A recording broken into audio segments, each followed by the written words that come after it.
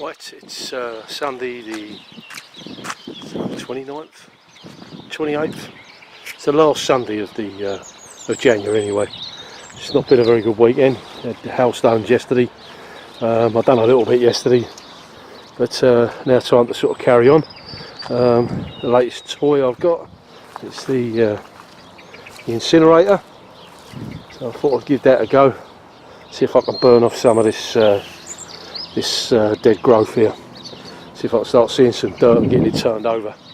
Managed to put down about 8 barrel loads of rotted manure onto a bit of the plot that I turned over, but now it's just carry on and carry on. The boy's up here today, he's right down the end. You can see him there. Yeah, there he is waving. He's down there at the moment. He's doing a bit, and he's going to take this composter for me, the big one, because the other one that he had on there when he inherited the plot had quite a little sort of broken and split up. So he's going to sort of empty that today and take that down the other end. Yeah, and then I'm going to tackle this lot. This bit in the corner here, which is all sort of overgrown. I don't really remember seeing anything growing there last year. So I'm just going to take that lot up and get that back down to the dirt. I bought a couple of plant pots for the greenhouse, and I planted some cauliflower seeds and I can't think what the other ones were. Right, I've cleared that a little bit, not much. I've got to turn that over, but it's now tipping down with rain and I think I've had it. So that'll do me for one weekend. It's not a race, as they keep telling me. It ain't a race. So I'm going to go inside. Judging by the steam coming out of my shed, I'd say the kettle was boiling. Right, so I just read a bit of bad news on Twitter. My League of Football club has just lost its manager, but that's nothing to do with allotments. Well, I'm just about knocked off. I've only managed to get a couple of hours in, about 2 hours in. It's starting to rain now and it is coming down. So I've just done myself a cup of coffee. I'm looking out at this shambles of a allotment. I've not done as much as I wanted to do. I've just not had the weather. Either the ground's been frozen solid or it's been bogged down, like, you know, because it is heavy clay around here and this ain't been broken up for a year or two. So I've not done what I wanted to. I was hoping to be a little bit further on, you know, at the end of January than I am, but still, you know, as they say, it's not a race. So I'll just carry on doing what I'm going to do. I've just cleared a little bit in the corner. I was hoping to turn it over and put some manure down today, but looks like the rain's defeated me on that. I've started loading up the incinerator, so I'll leave the stuff in there to dry out a bit and hopefully burn some of that off. So I've got so much vegetation to cut back on this. I found as I've cut back, there's quite a lot of strawberries on this. It's a huge patch, which I'm gonna trim back a bit and dig out.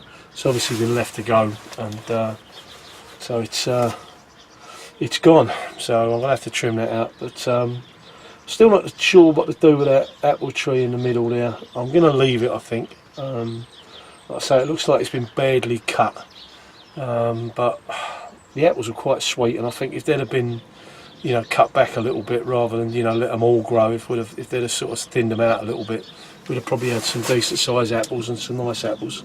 So I'm gonna leave that in for another year. I've just ordered another apple tree, which is I think a Worcester pearmain, which is a red apple. It's a late apple, and I've also ordered a medlar tree. So I'm going to give that a go. It's something that's coming back into fashion apparently. So I thought I'd give that one a go. It's not very popular, but we'll see. We'll see what happens with it. Yeah, so I think that's probably about it. I mean, my boy's been up this weekend. At long last, he's done a bit on his plot, which I'm pleased to say. So it's good to see him getting stuck in and you know, starting to sort of have a dig at his plot there. But like I say, I just wish I could have made a bit more progress on my side, but it takes its time. So I have got a big lump of it turned over, so I will be able to start planting that as soon as the weather gets a bit better.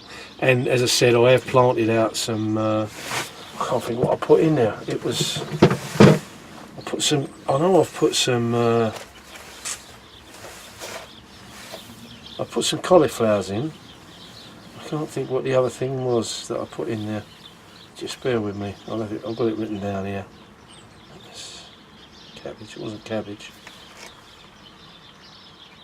No. Tomatoes. That's it.